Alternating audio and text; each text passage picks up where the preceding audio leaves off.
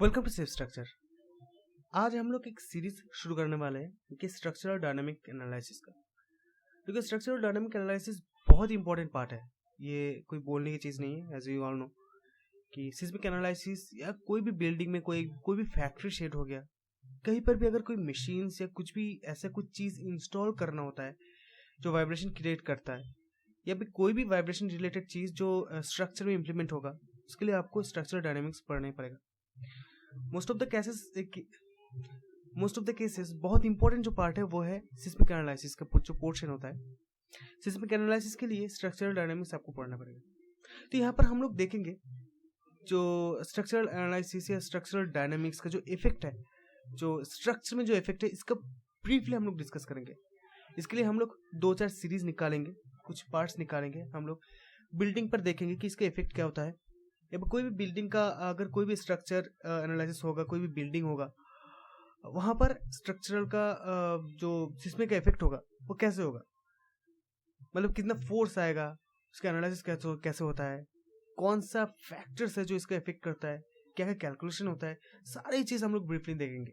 उसे कॉन्सेप्ट को समझेंगे। देखो, विदाउट कॉन्सेप्ट आप कुछ नहीं कर पाओगे। सिर्फ मैथमेटिकल डेटा लेकर आप कुछ देर तक कैलकुलेशन तो कर लोगे, लेकिन अगर कोई क्रिटिकल सा कोई चीज़ आ गया यहाँ, या कहीं पर भी कुछ चीज़ आ गया जो आपको कॉन्सेप्ट की ज़रूरत है, तो वहाँ पर आप फंस जाओगे। तो इसीलिए you have to know the concepts. तो यहाँ पर हम लोग सबसे पहले जो चीज़ देखेंगे वो बेसिक इंट्रोडक्शंस को देखेंगे। हम लोग ये एनालिसिस कंप्लीट करने के लिए जो चीज़ चाहिए, जो बेसिक सा चीज़ चाहिए, जो बेसिक सा चीज़ समझना चाहिए, वो सारी चीज़ को हम लोग इस वीडियो के अंदर देखेंगे। इसके बाद हम लोग फिर धीरे धीरे हम लोग देखेंगे कि कैसे एनालिसिस शुरू किया जाता है, कैसे degrees of freedom, 1 degrees of freedom को कैलकुलेट किया जाता है, कैसे डिफरेंस ऑफ चीज़ है, कैलकुलेशन का प्रोसेस है, डैम्पिंग, ये सारी चीज़ हम लोग देखेंगे। लेकिन यहाँ पर सबसे पहले हम लोग बेसिक इंट्रोडक्शन को देंगे। तो सबसे पहले जो चीज़ हम लोग को समझना होगी कि जो कैलकुलेशन है स्टैटिक एनालिसिस का, जो कैलकुलेशन है डायनामिक एनालिसिस का, ये है क्या। सबसे पहली बात, जो हम लोग अगर सिस्मिक एनालिसिस करेंगे, सिस्मिक एनालिसिस जनरली 2 तरीके से होता है। एक है स्टैटिक एनालिसिस, दूसरा है डायनामिक एनालिसिस। स्टैटिक एनालिसिस हम लोग पढ़ेंगे। स्टैटिक एनालिसिस भी हम लोग आपको दिखाएंगे कि एग्जांपल्स लेके, बिल्डिंग के एग्जांपल्स लेके हम लोग अब लोगों को ब्रीफली हम लोग दिखाएंगे कैसे होता है ये। लेकिन ये बेसिकली होता है लिनियर कैलकुलेशन। ये बहुत आसान कैलकुलेशन है स्टैटिक एनालिसिस।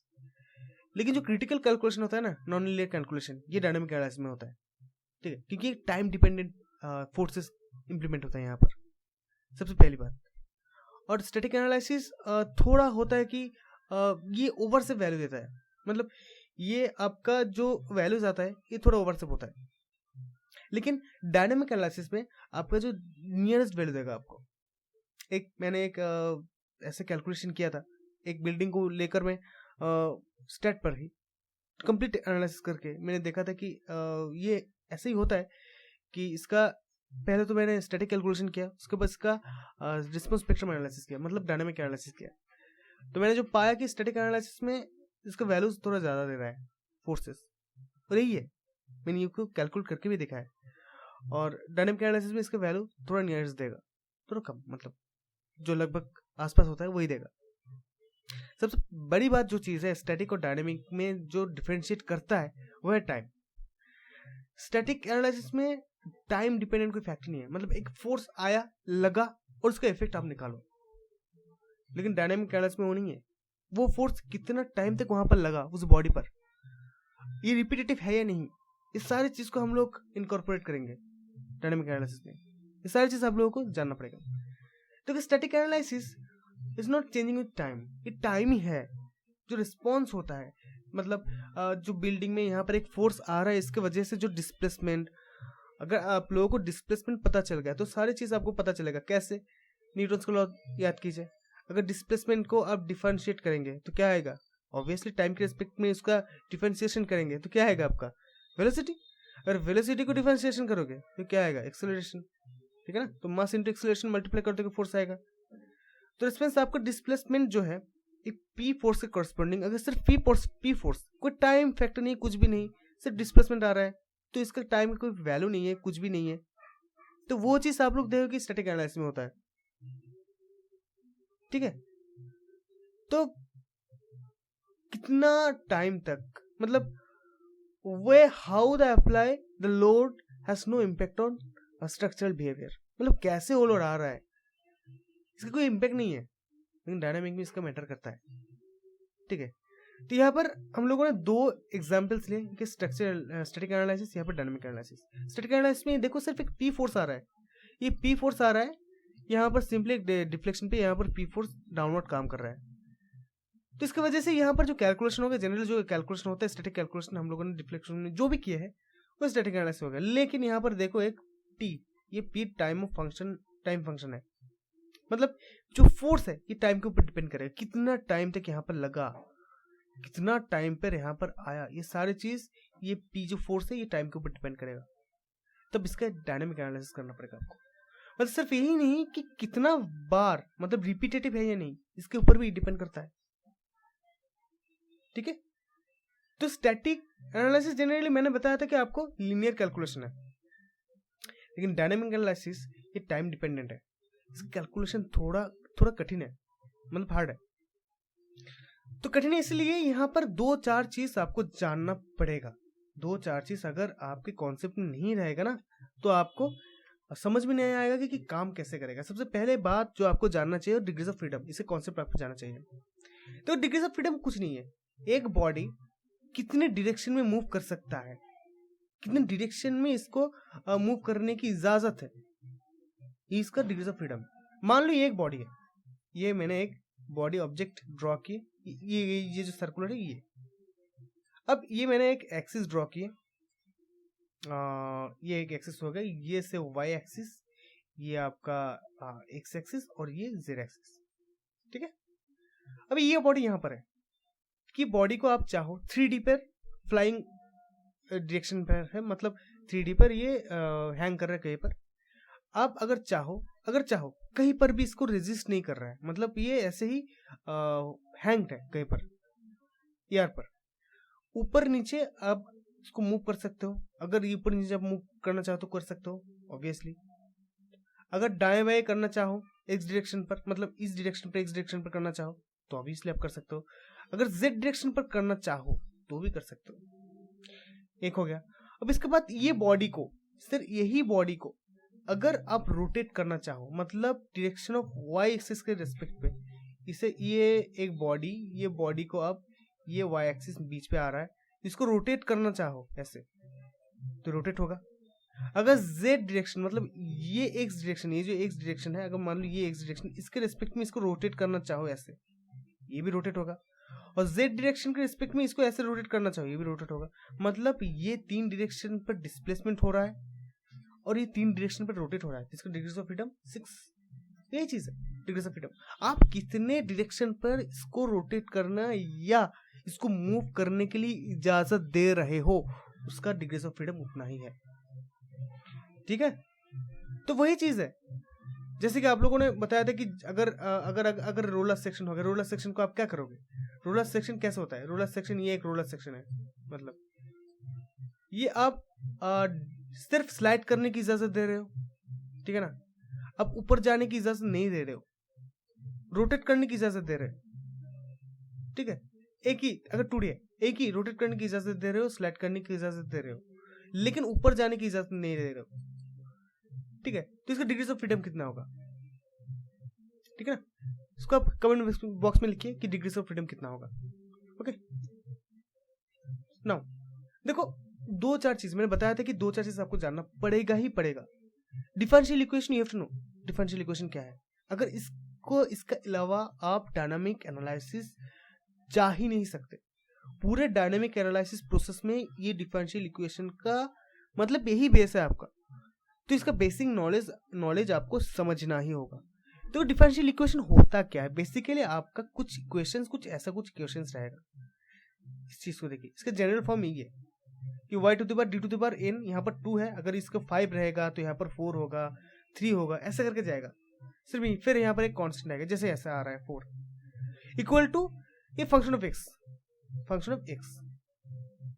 यहाँ पर sin x आ रहा है, यहाँ पर कुछ भी आ सकता है, e to the power x, 4x² plus 5x, 4x² plus sin x cos x, कुछ भी आ सकता है। जैसे कुछ इक्वेशंस आ रहा है, इसको आप सॉल्व करना पड़ेगा कि सॉल्व कैसे करोगे। ये इसका सोल्यूशन क्या है, इसका सोल्यूशन मतलब y इक्वल टू कितना आ रहा है वही आपको निकालना पड़ेगा। तो वही चीज निकालने के लिए आपको ये डिफरेंशियल इक्वेशन ये आपको जानना पड़ेगा प्रोसेस। तो मैं यहाँ पर एक जनरल व्यू दे देता हूँ, आई होप आप लोग समझ जाओगे, मैं अच्छी तरह से समझाऊंगा इसको। तो इसको जनरल सोल्यूशन मतलब y इक्वल टू कितना आ रहा है, y इक्वल टू कितना आ रहा है, ये निकालने के लिए आपको दो चीज निकालना पड़ेगा कि CF एक है PI।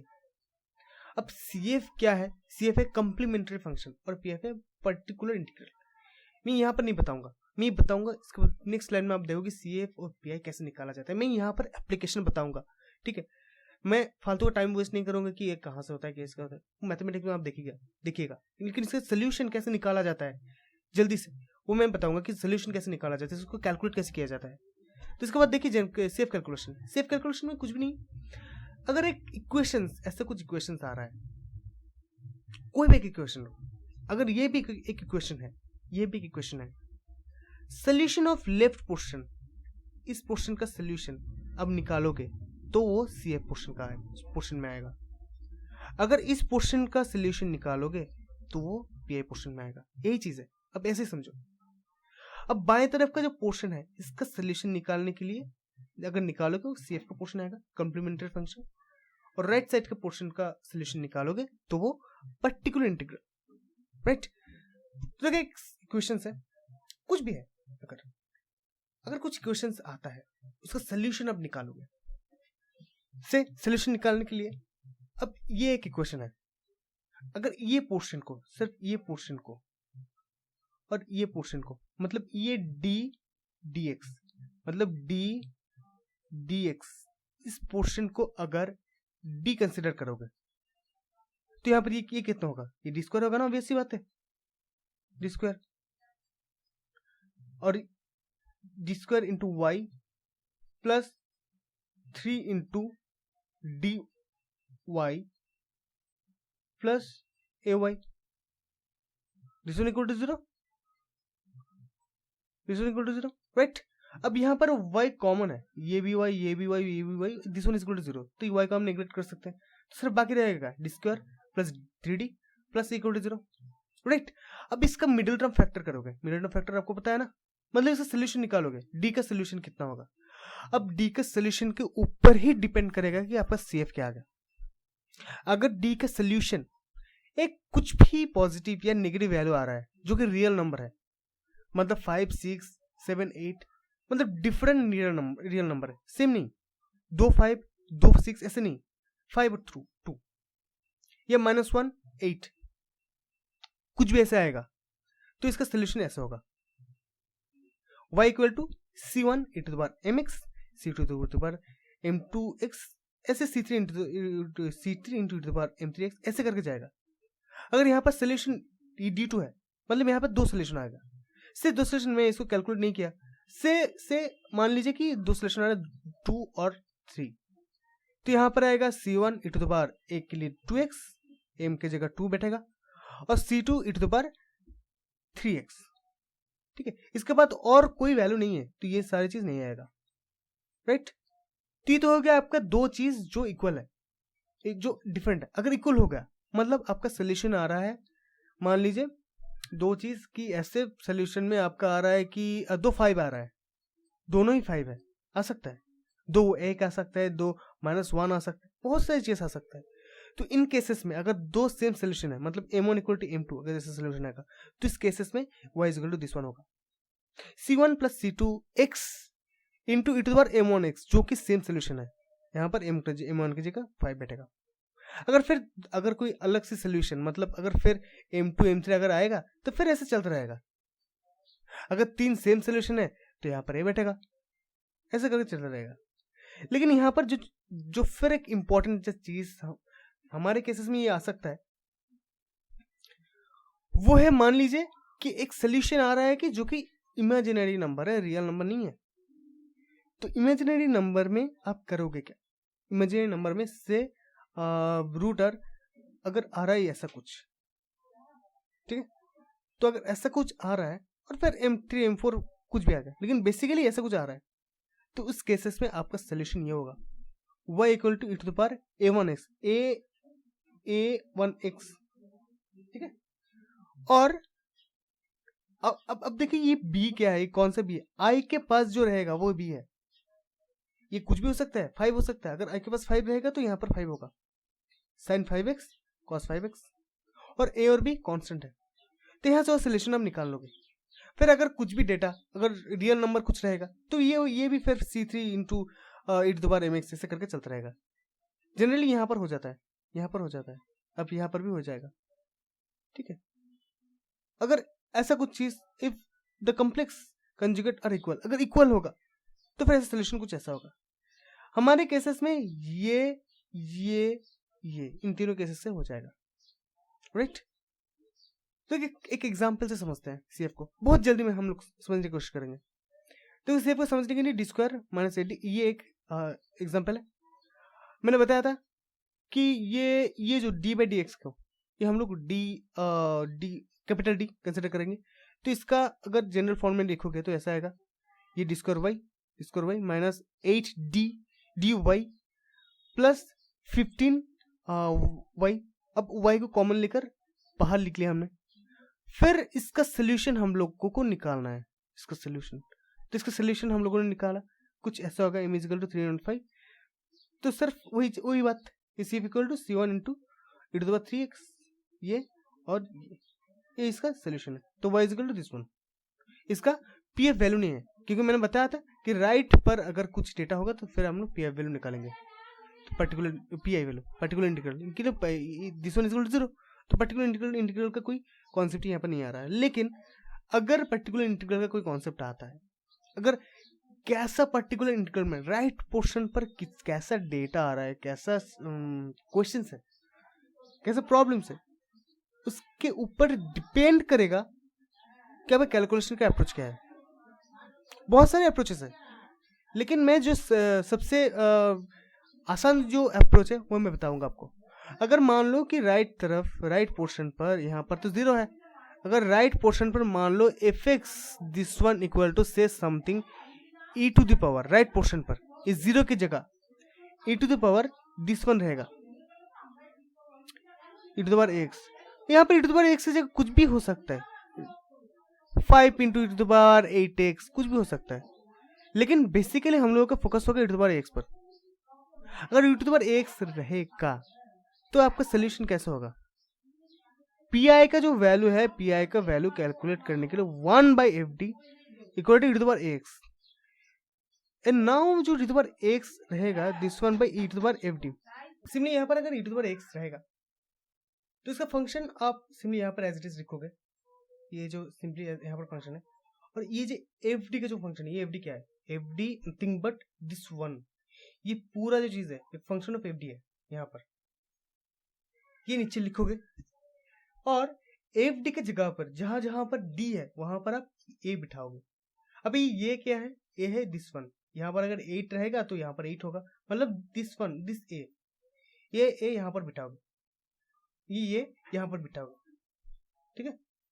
अगर a बिठाने के बाद, a पुट करने के बाद, अगर नीचे का जो फंक्शन है, मतलब अगर इस सोल्यूशन में से इस सोल्यूशन में अगर 5 बिठाओगे, e to the power 5x अगर रहेगा, तो ये 5 अगर इस सोल्यूशन में बिठाओगे, तो अगर इस सोल्यूशन में ये सोल्यूशन इस इक्वेशन का सोल्यूशन जो आएगा वो अगर 0 नहीं आता तो फिर होगा आपका पी वो निकल गया। लेकिन अगर 0 आएगा तब क्या करोगे? समथिंग बाई 0, वो इनफाइनाइट होता है ना, वो कैलकुलेट नहीं कर पाओगे आप। इस केस पर फिर आपको करना क्या है, नीचे का जो पोर्शन है वो आप एक बार डिफरेंशिएट करोगे respect to x, respect to d। That means नीचे का पोर्शन f' हो गया और ऊपर पर x मल्टीप्लाई कर दोगे और नीचे f' ऊपर x मल्टीप्लाई कर दोगे। फिर आप वहां पर a बिठाओगे सोल्यूशन पर, ये a बिठाओगे। अगर देखो कि वो फिर 0 नहीं आ रहा है तो सोल्यूशन होगा। अगर फिर 0 आ गया तो फिर एक और x मल्टीप्लाई करोगे और नीचे का पोर्शन एक और बार डिफरेंशिएट करोगे। तो ऐसे करके e का जो फंक्शन है वो ऐसे करके हम निकालोगे। अगर इन केस आपका e का फंक्शन नहीं, आपके पास साइन और कॉस का फंक्शन, जो कि ज्यादातर केसेस में हमारे आएगा, साइन और कॉस का फंक्शन, अगर ऐसा कुछ रहेगा तब क्या करोगे? तो सिंपली आप करोगे क्या, वही चीज, फिर this one f x by आपका एफ डी लिखोगे। अब f x by f d अगर लिखोगे तो एफ डी पर डी स्क्वायर, जो डी स्क्वायर का पोर्शन है वहां पर माइनस ए स्क्वायर लिखोगे। Minus a square mind it, मतलब अगर डी स्क्वायर ये ए अगर 5 होता है तो -5 स्क्वायर मतलब -25 लिखोगे। डी स्क्वायर पर, डी पर नहीं, माइंड इट डी स्क्वायर पर लिखोगे, डी एज इट इज रहेगा। मतलब अगर यहाँ पर इस सोल्यूशन पर d square minus 8d plus 15 रहेगा, मतलब इस डी स्क्वायर पर लिखोगे 8d, ये डी ऐसे ही रहेगा। अब ये d का सोल्यूशन कैसे निकालो, फिर वही पर एक सवाल कि d रहेगा, तो d रहेगा तो कोई प्रॉब्लम नहीं, ऊपर नीचे ऐसे कुछ फंक्शन आप मल्टीप्लाई कर दो कि नीचे डी स्क्वायर आ जाए।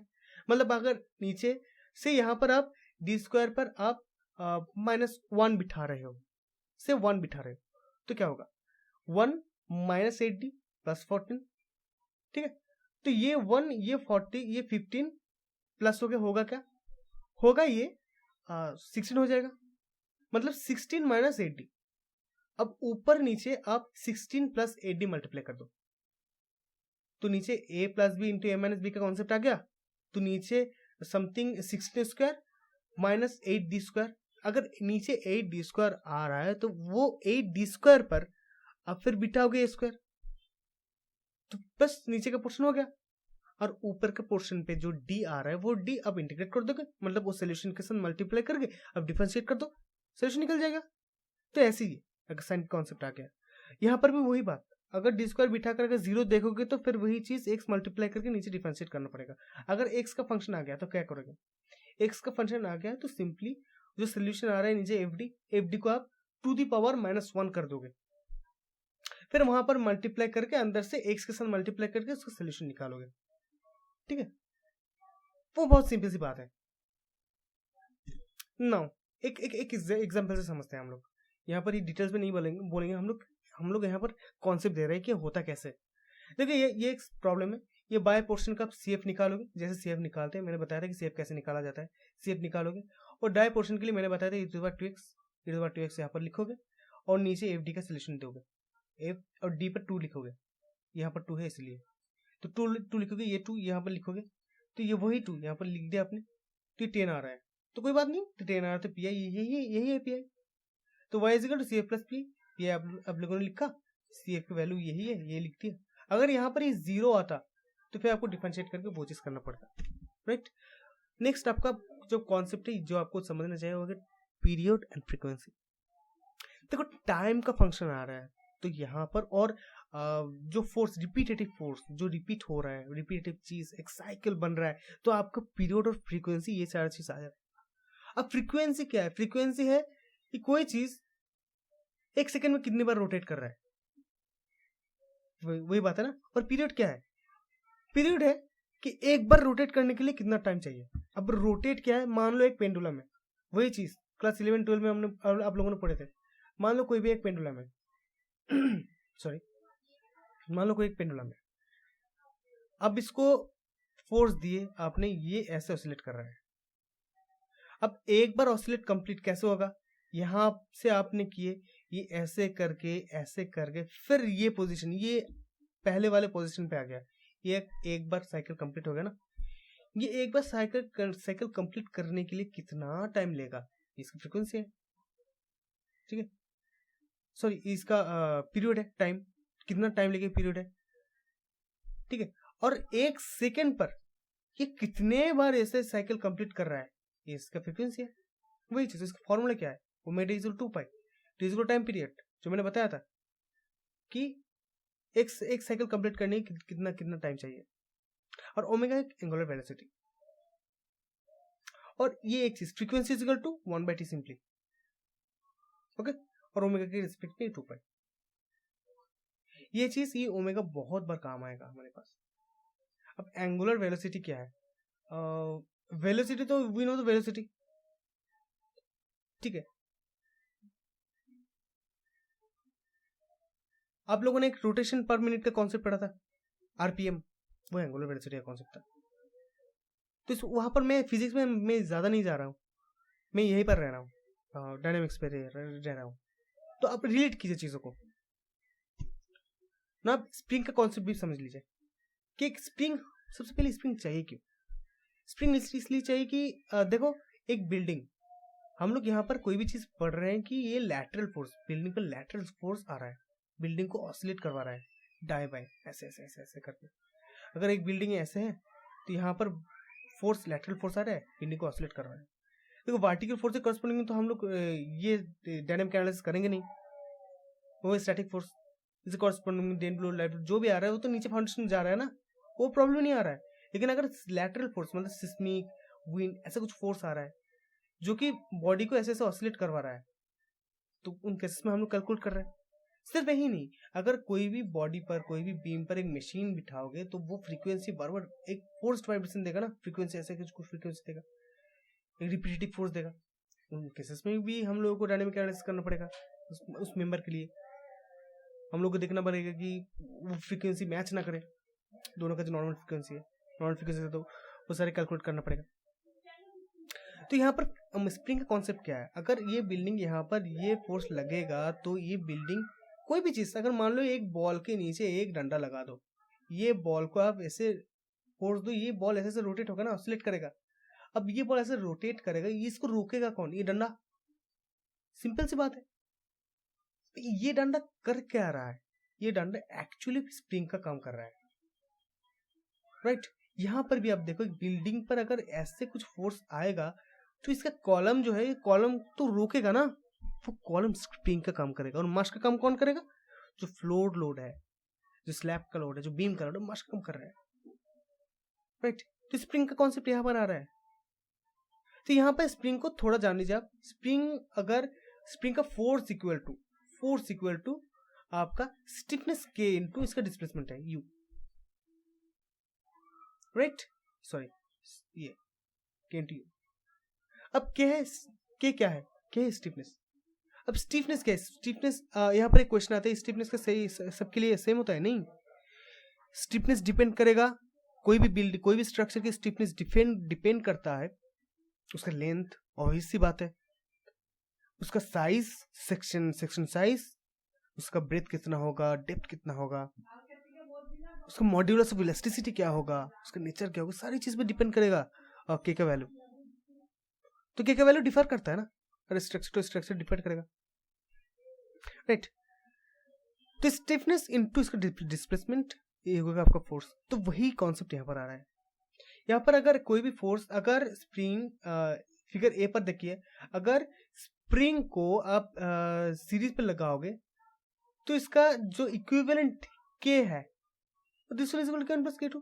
अगर इसको समझो, अगर इसको ऐसे समझो कि ये जो बॉडी है, जनरल वे में, मैथमेटिकल पे ना जाओ, ये यहाँ पर फोर्स एक P लग रहा है, तो इसको ये दोनों चीज पीछे खींच रहा है कंबाइंडली। तो ऑब्वियस सी बात है, इस फोर्स को दोनों मिलकर रेजिस्ट करेगा ना, तो k = k1+k2। अगर वो छोड़ भी दो तो सिंपली भी P = यहाँ पर अगर P1 फोर्स और यहाँ पर अगर P2 फोर्स, अगर मैथमेटिकल समझो तो यहाँ पर अगर P2 फोर्स है तो P = P1+P2। अब P = K, मैंने बताया था K × U। डिस्प्लेसमेंट तो सेम है ना, इसके लिए भी जो डिस्प्लेसमेंट है, इसके लिए भी डिस्प्लेसमेंट सेम है, क्योंकि ये डंडा लगा दिया मैंने। अब K × U और P1 = U सेम है, दोनों के लिए सेम है। समझ के देखो फिजिकली, ये अगर डिस्प्लेस होगा तो यहाँ पर जो डिस्प्लेसमेंट होगा, यहाँ पर डिस्प्लेसमेंट दोनों सही सेम होगा। अब K1 × U और K2 × U P2 के लिए, अब वहां से आप U कॉमन लेकर एलिमिनेट कर दो तो K = this one रहेगा। तो वही चीज यहाँ पर भी ऐसे कैलकुलेट होगा। अगर सीरीज पे रहेगा तो कैलकुलेशन ऐसा होगा, तो उसका स्टिफनेस का वैल्यू कुछ ऐसा आएगा। अपना स्प्रिंग मास मॉडल देखो, वही चीज मैंने बताया था, जो ये कॉलम के नीचे का जो कॉलम का पोर्शन है, स्प्रिंग कॉलम का पोर्शन मैंने बताया था, ऐसे इसको ऐसे कन्वर्ट किया जाता है, ऐसे मास स्प्रिंग मॉडल को पहले कोई भी बिल्डिंग को ना ऐसे कन्वर्ट किया जाता है, फिर इसको कैलकुलेट किया जाता है। तो मैंने बताया डिग्री ऑफ फ्रीडम 5 है, क्योंकि 5 इसका ये 2D है, हम लोग ऊपर नीचे अलाउ नहीं कर रहे हैं, सिर्फ एक डिस्प्लेसमेंट अलाउ कर रहे हैं, वो है दाएं बाएं। और कोई चीज़ अलाउ नहीं कर रहे हैं, तो इसके लिए 1 2 3 4 5 डिग्रीज ऑफ फ्रीडम। ठीक है, अगर 4 कॉलम रहेगा नीचे से, एक बिल्डिंग में हर एक फ्लोर पे 4 कॉलम है, 4 कॉलम का कंबाइंड स्टिफनेस होगा ये K1 फर्स्ट फ्लोर का, फिर ऊपर का 4 कॉलम का कंबाइंड स्टिफनेस ये, इसके लिए ये और मास्ट ऊपर का जो फ्लोर, टोटल जो फ्लोर वेट है, तो ये मोन इसका जो लोड है टोटल इसका मतलब ऐसे करके जाएगा। ठीक है, तो कोई भी बिल्डिंग को हम लोग ऐसे कन्वर्ट करते हैं, फिर इसको कैलकुलेट करते हैं। हम लोग दिखाएंगे जब एक एग्जाम्पल को लेके पूरा बिल्डिंग को हम लोग एनालिसिस करेंगे, देखेंगे कि कैसे लोड जाता है, सारी चीज हम लोग ब्रीफली देखेंगे। लेकिन यहाँ पर इंट्रोडक्टरी पोर्शन है, अगर आपको फ्यूचर में कोई प्रॉब्लम ना है इसलिए मैं बता रहा हूँ। ये देखो 1 डिग्री ऑफ फ्रीडम, ये चीज को हम लोग ब्रीफली देखेंगे। लेकिन यहाँ पर ये मान लो, ये देख लीजिए कि देखो 4 के है, ये के और ये के, 4 के को कंबाइनली ये के में कन्वर्ट किया जाता है, और इसका जो मास है m, ये ऐसा होता है। कॉन्सेप्ट यही है, 3D पर भी यही है कॉन्सेप्ट। ठीक है, और ये चीज को फिर ऐसे कन्वर्ट किया जाता है कैलकुलेशन के इजी के लिए, कैलकुलेशन को इजी करने के लिए ऐसे किया जाता है। इसको हम लोग ब्रीफली फिर पढ़ेंगे, लेकिन इंट्रोडक्टरी पोर्शन में फिर यही इतना ही रहेगा। तो अब जो इंट्रोडक्शन पोर्शन है, जो आपको लगेगा डायनामिक समझने के लिए, मैंने बता दिया। इसके बाद हम लोग फिर 1 डिग्री ऑफ फ्रीडम को डिटेल्स में पढ़ेंगे, और 1 डिग्री ऑफ फ्रीडम क्यों चाहिए, उसका एनालिसिस की जरूरत क्या है, वो भी हम लोग देखेंगे। तो थैंक यू।